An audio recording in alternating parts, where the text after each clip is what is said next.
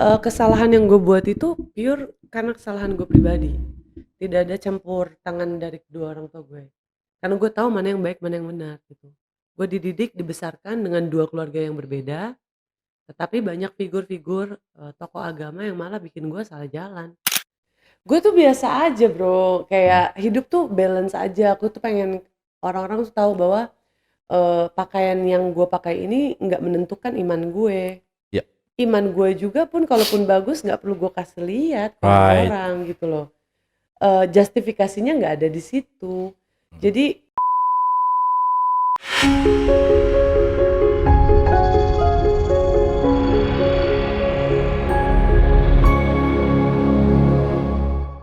Hai everyone, di sini obrolan tentang spiritual journey dan life journey. Langsung aja kita ngobrol sama teman perjalanan spiritual kita yang pastinya menginspiratif buat kita semua, Ratu. Ratu, apa kabar? baik, Ratu apa yo? Dia monyong, dia udah tahu kok gue orang pandang orang gitu. Nah, so gue seneng banget hari ini lu datang ke Thank tempat gue dan gue you. nggak nyangka lu mau datang. Ih, justru justru gue tertarik pas diundang karena pembahasan spiritual, which is banyak orang kan lebih cenderung pengen taunya kontroversi, percintaan, Hmm. ya kan? Jarang ada orang yang pengen nanyain agama gue itu apa. Soalnya beberapa orang yang sudah viral ataupun yang sudah masuk ke satu podcast itu, Denny Hmm. Sumargo, Hah. biasanya ketika gue undang nggak ada yang mau. Oh ya, Nggak, kenapa? I don't know, Berasa mereka artis. nggak tahu, gue nggak tahu. Tapi gue kaget ketika lu mau datang dan mungkin the let's start, mungkin gue mau I want to get to know you better, gue pengen mengenal lu lebih baik lagi. Hmm. Gue mau tahu deh masa kecil lu seperti apa, pola asuh lu seperti apa, eh dilahirkan di keluarga yang seperti apa. Langsung dijawab nih. Boleh. 3 pertanyaan itu langsung? Enggak, maksudnya gue mau tahu secara detailnya sih Boleh sebenarnya. sih. Kebetulan memang belum pernah gue ceritain di Oke, mana-mana dan memang nggak ada yang peduli juga kayaknya buat nanya ya. oke. Kalau untuk eh, keluarga, gue diversity. Mhm, Jadi gue dibesarkan dengan 4 suku beda, mhm, Batak, Sunda, Jerman, Pekanbaru. 4 nih. hmm, Agama 2, Kristen, Kristen, Islam, Islam. Jadi oke. dua-duanya kakekku Kristen Oh, dari wow. papa dan mama.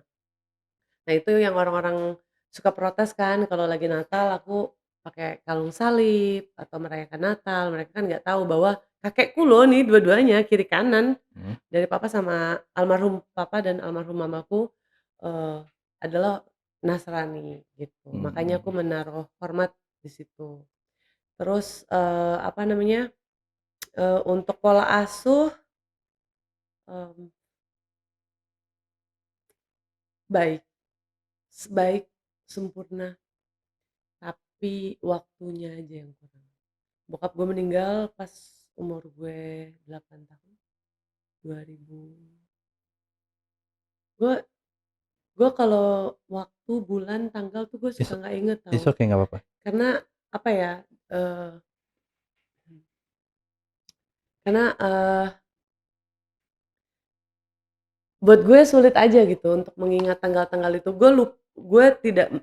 Contoh-contoh kecil gini. Kalau ada orang yang nanya ulang tahun gue tanggal berapa? Gue lupa. Boleh ditanya temen SD gue, SMP, SMA. Gue tuh kalau disuruh tulis absen, kan Januari, Februari itu ya bulan ada 12 ya, gue nggak hafal. Mungkin itu, dampak dari bokap gue meninggal waktu umur gue 10 tahun, nyokap ketika detik-detik gue mau wisuda. Tapi Ratu, gue penasaran deh, apa yang terjadi dalam, hidup lu, terhadap kedua orang tua lu, sehingga ketika gue tanya hal tersebut, lu agak susah untuk mengungkapkan sesuatu? Apa yang terjadi? Eee, apa ya, sebenarnya nggak rumit, tapi sulit untuk gue terima lah. Di mana-mana kan kalau seorang anak itu mau tinggal sama ibunya ya. Right. Kebetulan ibu gue tuh orang susah, yang kalau lo ke kamar mandi cetekin pintu, tidur sebelah bed gitu. Jadi kalau gue cerita gini orang nggak percaya kalau nyokap gue orang susah tuh. Ya nggak harus percaya kan gitu maksudnya, nggak semua orang harus percaya gitu maksudnya. Tapi berapa orang gue yakin di sini yang nonton pasti ada yang mengalami hal yang kurang lebih mirip sama lu. Ya, dan, almarhumah nyokap gue tuh berkorban lah untuk gue mendapatkan pendidikan, makanya gue diasuh sama keluarga bokap gue, Oke. gitu. Which is cenderung lebih ke non-muslim. Gue ingin tahu titik terendah lu di usia remaja itu apa ya? Gue nggak ngitungin sih gue umur berapa titik terendahnya, tapi titik terendah gue itu setiap gue pengen belajar agama. Oke. Itu selalu menjadi titik terendah, pasti deh. Kayak, eee, 2018 gue dibaptis Kristen, Oke. 2019 gue Katolik, belajar Katolik, sorry. Iya. Karena kan kalau Katolik harus setahun ya. Mhm. Terus juga balik lagi ke Islam, nanti belajar lagi Buddha dan semacamnya. Nah itu biasanya gue sedang mengalami, eee, keadaan yang paling bawah banget, gitu. Dan gue mencoba untuk mencari Tuhan karena, eee, gue bingung mau cerita ke siapa kan, nyokap bokap nggak ada, pasangan nggak ada, gitu. Kan orang-orang lihat lu ada cewek yang seksi, cantik. Thank you. Iya, banyak banget kalau misalnya Instagram atau orang-orang pasti ngeliat tuh seperti itu. Mmm. Tapi apa yang elu ingin notice ke mereka bahwa yang sebenarnya yang elu pengen mereka tahu tentang lu itu apa sih sebenarnya? Di balik mungkin glamornya elu, di balik ya mungkin kontroversialnya elu. Gue tuh biasa aja Bro, Mhm. kayak hidup tuh balance aja, aku tuh pengen orang-orang tuh tahu bahwa, pakaian yang gue pakai ini nggak menentukan iman gue. Ya, Iman gue juga pun kalaupun bagus nggak perlu gue kasih lihat ke right. orang-orang gitu loh. Justifikasinya nggak ada di situ. Mhm. Jadi, ketika orang bilang gue seksi, iya makasih. Ketika orang bilang gue bandel, ya silakan gitu. Nah, orang kan bingung kadang gue pakai cadar, entar gue lepas cadar, entar Ya, gue berkerudung, entar gue kajian, entar gue clubbing. I'm just living my life, umur gue masih muda. I will iya, try everything gitu, right. untuk paham pola kehidupan itu seperti apa. Tidak menyalahkan kedua orang tua gue meninggal ya, gue sedih ya. Kompas hidup gue jadi agak tidak seimbang ya bolehlah, tapi kan balik lagi ke anaknya sendiri, anaknya mau bener atau enggak. Ah, gue coba membalanckan tinggal di Jakarta, nggak mungkin nggak clubbing. Gue bisa ngerti sih ketika, elu seperti ini, pengen nyoba banyak hal karena memang mungkin di usia-usia tertentu yang mungkin, peran orang tua itu penting, justru malah mereka, meninggalkan lu gitu, meninggal dalam artian, itu gue bisa ngerasain banget sih itu berat banget. Gue bisa ngerasain banget bahwa itu nggak mudah, apalagi lu seorang perempuan, gitu. Tapi lu sempet akhirnya, ngalamin depresi ketika, Nyokap, nyokap meninggal itu, lu mengalami depresi. Sebesar apa depresi itu hadir dalam hidup lu? eee, kalau itu biar biar biar gue aja lah yang Sorry? biar gue yang simpen aja lah Oke. ceritanya. Ya, it's okay, nggak apa-apa. Nah, itulah yang makanya gue tadi bawa menanyakan bahwa dengan kepergian bokap, nyokap, kayaknya gue ngelihat elu masih belum bener-bener memproses, kepergian mereka gitu ya. Kayaknya gue lihat elu belum bener-bener yang menurut gue, I think it's normal gitu, ini normal bahwa ketika kita ditinggalkan sama orang kita sayang, kita memang membutuhkan yang namanya nangisnya besar gitu ya. Tapi nggak harus lama, tetapi memang kita musti mengeluarkan hal itu sih. Tapi gue justru ngelihat lu malah tidak sama sekali gitu maksudnya. Soalnya mereka, pergi dalam keadaan pesan dan kesan yang baik. Mereka hampir sempurna menjadi orang tua. Jadi kalau gue nangis, sebenarnya nangis kangen Mmm. aja gitu. Apa yang bikin kangen, dari mereka tuh? Eh, semualah, banyak, terlalu perfect Bro mereka mereka Mmm? mereka terlalu perfect. Untuk generasi sandwich mengerti tuh, orang tua Iya, gue terlalu perfect, they sacrifice everything for me. Dari nyokap gue yang merelakan gue sama keluarga bokap gue demi pendidikan, itu berat sih, itu ya, syukuran sebagai ibu itu berat. ya kan? Dan gue sekarang ibu gitu, gue ngeliat anak gue deket sama orang lain aja gue udah cemburu banget, tapi Right. dia lakuin itu demi pendidikan gue.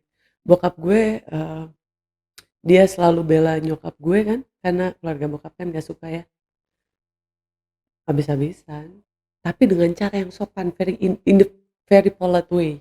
Jadi gue tuh dikasih gambaran bahwa kalau kita mau bela orang, tidak perlu kasar balik, justru tunjukkan gitu. Gitu. Jadi eh, topik kalau untuk topik keluarga gue masih lumayan cukup tertutup gitu. Gue bisa ngerti sih kondisinya seperti apa dan sebagainya. Thank Dan you. I know akhirnya gue bisa ngerti banget ketika lu berbuat macam-macam istilahnya, sorry ya gue mungkin berbuat hal-hal yang mungkin kontroversial dan sebagainya, ya itu yang tadi gue bilang bahwa karena memang lu ditinggal nyokap bokap dan sebagainya dan gue ngeliat memang kekurangan maaf ya figur ayah ibu kasih sayang dan Enggak sebagainya. juga sih, maksudnya Oh gini, nggak juga? enggak. Kesalahan yang gue buat itu pure karena kesalahan gue pribadi. Tidak ada campur tangan dari kedua orang tua gue. Karena gue tahu mana yang baik, mana yang benar gitu. Gue dididik, dibesarkan dengan dua keluarga yang berbeda, tetapi banyak figur-figur tokoh agama yang malah bikin gue salah jalan gitu. Jadi perjalanan spiritual gue yang tidak sempurna membuat gue membuat keputusan, yang keputusan itu malah terlihat tolol dan goblok gitu loh. Bokap nyokap gue nggak salah apa-apaan, mereka justru ngajarin yang benar, beradab, menghormati, kasih sayang, gitu, belas kasih. Tapi ketika gue mau deket sama Tuhan, eee, ngaji nih misal, genit ustadznya. Apa hikmahnya sih ketika dari perjalanan kecil lu itu sampai titik lu menjadi anak yang dewasa itu hikmah yang lu dapet apa ya? Semua orang bakalan pergi sih. Right. Lu mau do the best sekalipun eee, time will come gitu. Either itu death, happiness, atau sadness.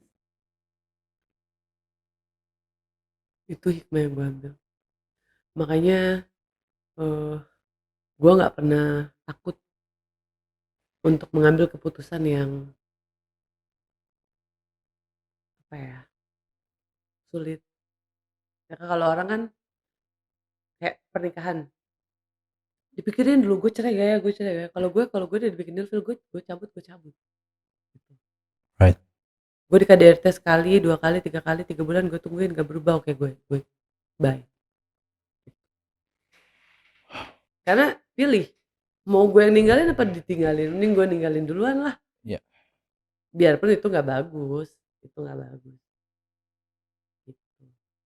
Mmm, lu kan sempet nikah 2 kali ya? Anjir, kesini nih. Right? Oke, ya Ya kan betul, nikah 2 betul. kali kan. Nah, Satunya gimmick coy, seriously? satunya gimmick. Maksudnya gimmick gimana tuh? Bohongan. Maksudnya gimana? Bohongan. Apa yang membuat lu ingin pernikahan itu menjadi gimmick itu apa sih sebenarnya? Ya masuk dunia entertain kan, bahkan vlog pribadi aja dibayar gitu loh. Oke. Vlog pribadi kita dibayar, terus gimmick karena mau ngeluarin single. Tuh. Itu nikah yang pertama yang kedua yang gimmick? Nikah yang pertama masa gimmick, kan punya anak.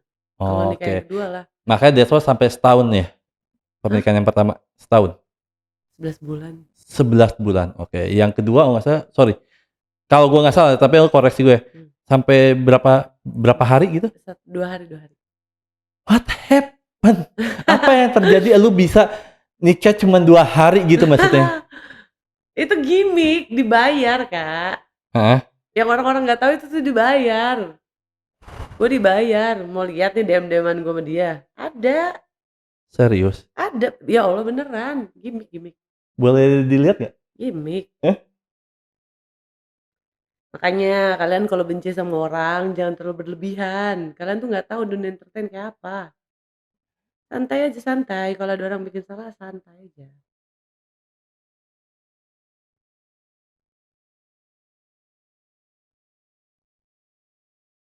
Nih, Sorry. nggak usah dilihat lo aja bacalah. Nggak boleh ditaruh di kamera. Nggak usah. Kan itu kan privacy kan. Iya, iya, Nanti iya. dia gimmick-gimmickin. Sorry ya, maklum orang tua kalau baca mesti lepas kacamata. Ya kan? Ini sih gila sih ini. Ya dapat duit gimana? Sorry, kalau boleh tahu dibayar berapa? Saat itu. Adalah cukup lah buat beli rumah sama mobil mah. Se-M lebih dong. Lebih. 1,3. Hah? 1,3. Iya sih. Nah, tapi gini, Iya sih, siapa yang nggak mau ya kan? Cuman gue pura-pura. bisa memahami itu, tapi cuman mungkin agak struggle aja di kepala gue kayak kok bisa gitu masa itu bisa terjadi dalam hidup lu. Tapi lu gimana sih cara keluar dari hubungan toksik dalam pernikahan, dalam hubungan rumah tangga itu gimana caranya? Gimana gue bisa kasih tahu itu? Gue aja belum pernah ngerasain rumah tangga nih. Coba. Gimana gue bisa, oke, tips pernikahan. Gue 11 bulan digebukin doang. Yang kedua gimmick, dia kan kalian udah tahu nih gimmick ya. Tuh. Belum ngerasain ini. Kasih tahu dong ke teman-teman nih kalau misalkan bagaimana sih menghadapi atau jalan keluarnya untuk mungkin banyak ya teman-teman di sini mungkin yang nonton punya pacar toksik ataupun suami toksik itu gimana sih cara keluar dari situasi itu? Kasih tahu dong. Kalau gue, ini pengalaman pernikah yang pertama ya, yang Ya, kedua kan gimmick ya, itu duit. ya. Kalau yang pertama, maafin. Hmm. Yang ketiga sikat. Gitu. Sikat itu dengan pergi, membuat dia sadar dia kehilangan banyak hal. Gitu. Tanpa harus balas dendam. Jadi gue pengen nanya lebih dalam lagi nih. Gak apa-apa. Apa yang membuat dia jadi suka main tangan sama lu? Ah, iya. Awalnya nggak gitu. Awalnya nggak gitu. 3 bulan pertama indah, Cok. Sholat bareng. Apa yang membuat dia saat itu? Males gue ngomongin dia, udahlah ganti topik aja lah, Kak. Jangan dia lah. Pede banget dia udah redup, dia bersinar lagi. Soalnya kan udah nikah lagi nih. Oh, Ya, gue 2023 tuh gue hak asuh anak gue mau diambil. Lu patungan kagak, ngidupin enggak, mau ngambil-ngambil loh. Cuma nabung doang di rahim gue. Udah gitu bininya yang baru ganggu-ganggu lagi. Anda siapa? ini kan video kan ditonton banyak orang dan ini kan bisa menjadi video yang mungkin selamanya selama konten ini, YouTube ini masih ada kan selalu orang lihat gitu ya. One day misalkan anak lu udah dewasa nanti gitu ya, video ini dia temukan, apa sih yang lu mau omongin ke dia? Jewa, pekerjaan Ami itu mengharuskan Ami kadang bohong, kadang Ami harus jujur, kadang Ami harus defensif, pasif, agresif. Jewa harus tahu bahwa Jewa harus hormat sama Ami dan Abi, ya sama aku sama Alfat. Dan apapun pemberitaan di luar sana, Jewa nggak perlu ngerti dan nggak perlu paham. Carilah jalan kamu sendiri aja, Nak. Gitu. Simple aja. Tapi ya lu sendiri jadi seorang ibu masih kangen gak sih sama anak lu? Gue do the best for buat anak gue. Gue banyak ngalah, bukan ngalah sih, memang kayaknya ibu harus seperti itu ya. Gue nggak nyanyi lagi untuk anak gue nggak syuting lagi untuk anak gue. Dan gue berharap itu cukup sih. Cuman kemarin gue baru dipanggil ke sekolah. Terus iya katanya anak gue bilang ke missnya, Ami nggak punya waktu karena live terus, karena gue sekarang punya produk kan, punya bisnis, jadi gue live TikTok gitu lah. Dalam hati gue gini, ini udah pengorbanan ini dengan uang yang lebih kecil, dan di rumah kan fisik gue ada nih di rumah kan, nggak perlu keluar pagi pulang pagi gitu, masih kurang buat dia gitu. Ketika anak lu ngomong bahwa mami ya manggilnya? Ami itu nggak ada waktu buat aku gitu, gue bisa ngerasain sih gimana sebagai lu sebagai seorang ibu anaknya ngomong kayak gitu rasanya langsung kayak pisau cerup gitu rasanya. Ya itulah alasan-alasan gue bunuh diri 17 kali ya. Gimana cerita lu bisa bunuh diri sampai 11 kali? Ya gue ngerasa udah useless aja. Gue tipikal orang yang nggak mau ribet. Kalau urusan gue udah selesai di sini atau masih banyak urusan yang belum selesai tapi repot nyelesainnya, mati aja. Kenapa mesti repot-repot? Tapi kan masalah dan urusan hidup itu kan Selalu akan ada tapi, selalu tapi, ada dan kan, nggak tapi. pernah ada the end of ending sampai lu nanti meninggal. Selalu kan ada tapi. Dan kenapa? Mengapa? Bagaimana? Ngapain gue pikirin, kan gue udah mati. Pasti banyak orang yang bilang, ah pikirannya pendek. Iya, terus kenapa? Urusan lo sama gue apa? Happy kan nonton program gue? Udah sampai situ aja urusannya. Masalah pola pikir gue, gaya hidup gue, cara gue menyelesaikan masalah selama tidak merugikan orang lain atau anak atau keluarga, udah diam, jangan ikut campur. Dengan depresi lu pernah sampai kayak ke dokter Udah, profesional gimana? Itu udah. gimana? 2017 gue di MNC sama dokter Ginting. Mhm. Yang terbaru belum lama nih, beberapa bulan yang lalu gue dibilang katanya gue BPD, Oke. Borderline Personality Disorder. Mhm. Tapi gue nggak ngerasa. Ini maaf ya sebelumnya kalau ada psikiater atau psikiatris, gue nggak percaya mental health bro. Mmm. Apa yang bikin lu nggak percaya? Gue percayanya iman gue aja lagi turun. Oke. Wow. Segini terucap dari mulut orang stres loh, yang katanya labil apa segala macam. Ya kan iman manusia naik turun ya gitu.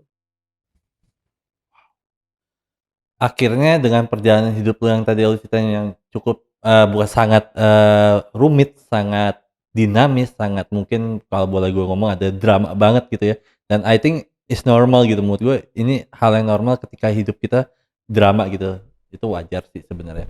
Either itu dari diri kita yang membuat drama ataupun orang lain membuat drama terhadap hidup kita. Tapi perjalanan lu mencari Tuhan itu seperti apa ya? Struggle lu seperti apa sih ketika lu mencari agama, mencari Tuhan yang lu sempet 2 hari yang lalu nih guys, ini teman-teman nih ya, dia sempat mau cerita sesuatu yang dia pengen banget cerita di sini, apa sih? Ya nih, perjalanan spiritual gue ini gue lebih luas ya, Ya, karena kalau untuk orang tua tuh gue menghormati sekali dan menjaga banget privasi keluarga gue, right, karena kedua belah dari sisi papa dan mamaku tuh punya peran penting untuk aku yang sekarang. Tapi kalau untuk pelajaran agama, aku berharap ini bisa jadi cerita buat kalian semua, terutama mungkin perempuan yang kayak aku gini, yang kelihatannya seperti begini urakan, tapi sebenarnya hati tuh rindu sama yang namanya agama, pengen tahu agama. Karena kan pasti ada faktor ya. Contoh kayak gue, kayak right, ada bokap nyokap meninggal mmm, gitu. Gue tuh berdarah-darah nyari nyari Tuhan gitu loh. oke, Gue berdarah-darah mau deket sama Allah tuh gue berdarah-darah gitu. mmm, Cobaannya bukan satu, dua, tiga, banyak. mmm, Dari digodain ustad, tukar beli cadar, terus kalau kan gue juga nggak bodoh-bodoh banget nih, ya kan? Ada lah pelajaran sekolah tentang agama. Kalau right, kita belajar agama, misal lo ustadz, gue harus belajar sama murid lo yang perempuan, nggak bisa langsung kontak langsung gitu. iya, Ada sama di Katolik juga, sebelum masuk Katolik kita harus belajar dulu 1 tahun, iya, iya, baru iya, nanti dites dan segala macam. Jadi mhm, ketika gue mau belajar tentang Islam, tentunya ya karena itu agama yang paling gue pengen banget deket dan gue percaya Tuhan gue adalah Allah Subhanahu Wa Taala, Nabi gue adalah Nabi Muhammad, kitab gue adalah Al-Quran, that's why gue paling ngejar-ngejar itu. Tapi itu yang paling sulit, kecewanya banyak banyak banget gitu. Kayak contohnya, eee, gue pergi ke salah satu kajian, nggak usah gue sebutin karena itu orang-orang pada tahu, gue pakai baju warna pink, yang lain baju warna hitam, gue mana tahu kalau kita harus pakai baju warna hitam, ya kan? Kita kan kadang suka cari-cari tahu sendiri aja tuh, oke ada kajian di sini, lu tau nggak gue lagi wudhu, langsung diulti sama ibu-ibu, guilty gimana? harusnya Dia bajunya mau coraknya nggak, harusnya bajunya warna hitam, di sini bukan tempat cari gitu-gitulah. oke, Gue udah lupa kata-kata kalimat, pastinya seperti apa? kata-kata pastinya seperti apa, takutnya melebihkan kan juga nggak bagus.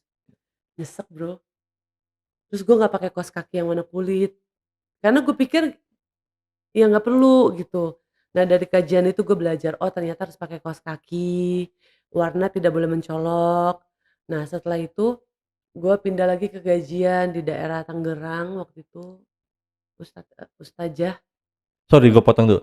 Kajian pertama itu berarti pemuka agama ustadz-ustadznya itu komersil, memang banyak umat Banyak, Islam di Indonesia, bahkan terkenal dia. terkenal, ustadznya Oh, baik, jamaahnya yang barbar. oke. Emang kalau gue nih ya, kalau gue paham agama, gue melihat ada orang pakai baju warna pink salem terang, Hmm, sedangkan yang lain hitam.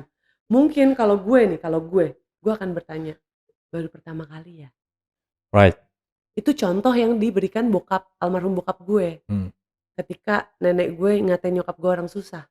Jangan lu konfront dengan kasar, pelan aja pelan. ya. Kalau gue ada di situ ngelihat ada cewek pakai baju pink salem terang, yang lain hitam, kan gue tanya, "Kamu baru pertama kali di sini? Kamu nggak pakai kaos kaki. Sini ikut saya." Kalau gue jadi mereka, oknum itu, Mhm. jamaah itu, ya kan siapa tahu itu hari pertama, masa mau langsung ini bukan tempat cari. Lah, siapa juga yang mau nyari? Lu siapa ngukur-ngukur iman? Gue lagi wudu. Untung ustadznya bagus, alhamdulillahirabbil alaminnya. Bahas 1001 dosa besar dan kecil.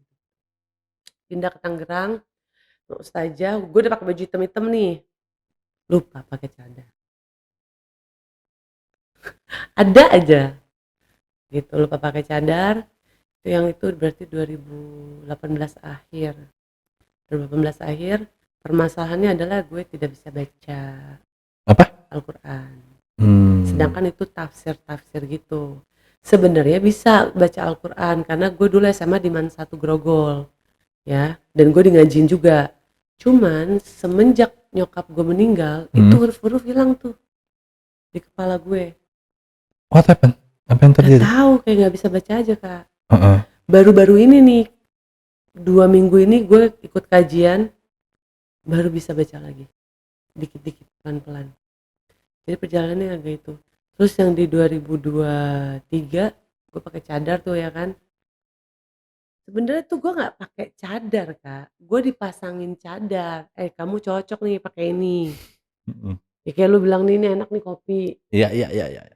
Adalah influencer nih dari UK, diposting sama dia buat konten, Oke. tanpa seizin aku. Menangnya apa dia? Sampai namanya bagus. Apa tuh? Hafal surah-surah, gua hafal cuma 3 surah, mau gue lawan. Iya, iya. Sedangkan cadarnya gue lepas.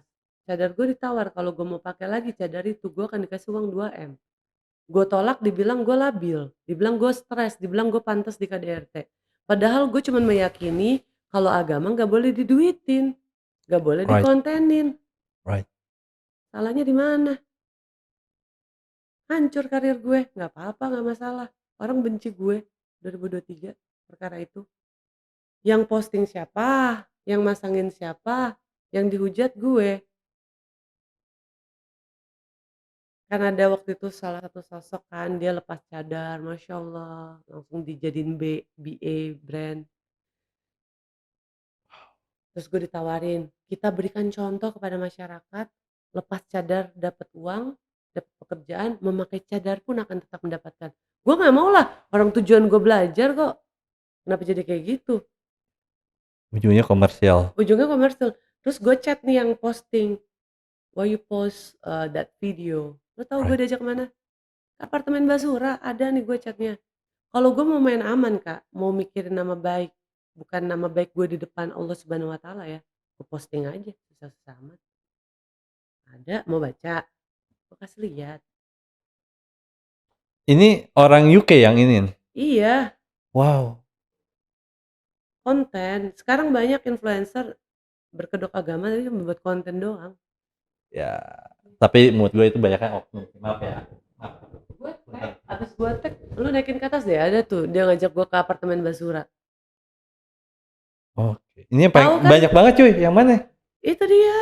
Enggak, yang udah apartemen mana? Sini, sini. Itu banyak banget. Ya gatel kan, harusnya kan nggak boleh kan? Iya, betul. Beb, panggil gue beb aja itu kan sebenarnya nggak boleh, karena itu agama. ya kan? Makanya aku selalu bilang kalau ada orang kena masalah jangan terlalu membenci berlebihan, jangan terlalu memuja berlebihan. Tengah-tengah aja, lu nggak pernah tahu si sosok ini tuh beneran baik atau beneran apa gitu loh. Hmm, hmm, hmm. I want to see you come to Bogor and stay with me. Wow. Ini kan mau lihat. Kayak gempar nanti Indonesia kalau aku kasih lihat. Cuman aku memilih apa? Aku memilih memakai cara almarhum papaku dan almarhumah mamaku. Aku memilih untuk tidak membenarkan apa yang orang lain pikirkan, tapi juga tidak Menyalahkan. menyalahkan apa yang orang lain pikirkan. Karena aku berdandan seperti ini, wajar mereka berasumsi seperti itu, pasti kalah sama yang begini gitu. Jadi buat apa aku perangin sesuatu yang mereka percaya itu benar?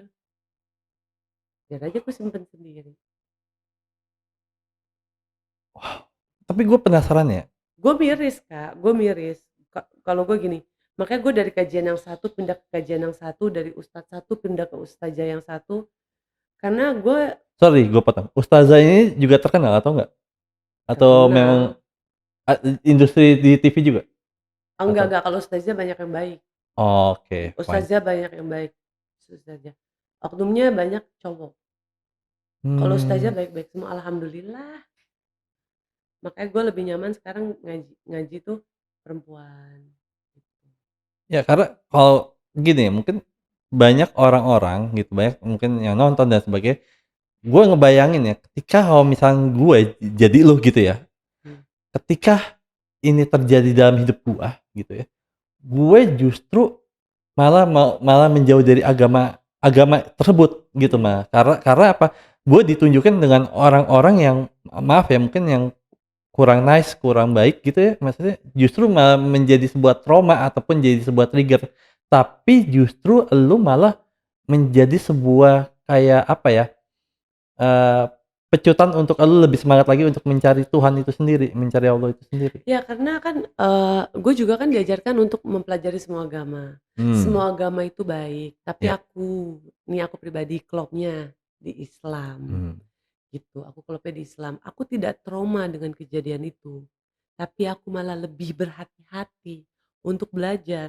Supaya apa? Nanti anak aku, ibu dan ayahku bisa kudoain sesuai dengan apa yang diajarkan agama Islam. Jadi nggak right. salah. Jadi nanti kalau aku berumah tangga, aku bisa tahu gimana cara melayani suamiku, beradab sama tetanggaku dan lain-lain. Gitu. Malah nggak trauma, malah makin penasaran. Makanya dipelajarin semua. Gitu loh. Dengan ini semua yang lu dapat gitu dari perjalanan hidup, akhirnya lu mendapatkan sebuah agama yang mungkin quote and quote klik buat lu gitu ya. Nggak mungkin sih memang klik. Iya, masih yang bener-bener klik gitu ya. Maksudnya akhirnya apa yang lu dapat dari perjalanan spiritual lu saat ini? Udah mendapat agama, mungkin maybe udah mengenal Allah gitu. Apa yang lu dapat saat ini? What's the meaning? Apa meaning-nya? Meaning itu adalah mungkin aku dilahirkan untuk menjalani takdir yang aku tidak suka, tapi Allah sudah eh, men- menggariskan itu untuk aku.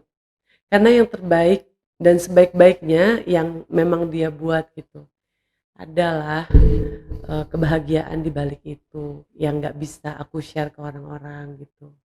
Aku jadi ngerti makna hidup, makna aku kehilangan ibu dan ayahku, makna aku jadi janda, jadi tahu kenapa aku harus ketemu hal-hal yang nggak baik dulu gitu. Sampai di titik hari ini eh, banyak hal-hal positif juga yang datang.